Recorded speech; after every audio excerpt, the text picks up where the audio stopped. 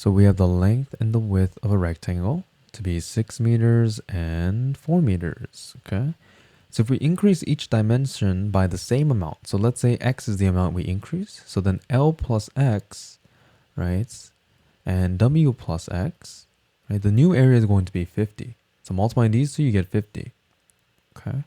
So we know that this is 6 plus x, this is 4 plus x. So expanding this out, you end up getting 24, right? This is 6x plus 4x, so that's plus 10x plus x squared is equal to 50. Bringing the 50 to the other side, you end up getting x squared plus 10x. 24 minus 50 is going to be minus 26. Okay, so we have this. And you can't factor this. So if you want to find out what the x is, right, you're going to have to use quadratic formula here. A is 1, B is 10, C is minus 26. So we have that x is equal to minus 10 plus or minus square root of 10 squared minus 4 times 1 times minus 26 all over 2 times 1. So you end up getting minus 10 plus or minus.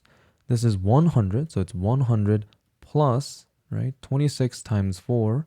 26 times 2 is 52, right? So we just have then 104. Okay, so we're adding those together, so we get square root of 204 all over 2. Okay, so if you estimate this, you get approximately these two values. But of course, you can't have a negative, right, increase. So it has to be 2.1. So that means the new dimensions will be then 6 plus 2.1, which is going to be 8.1 meters. And the other one is going to be 4 plus 2.1, which is 6.1 meters.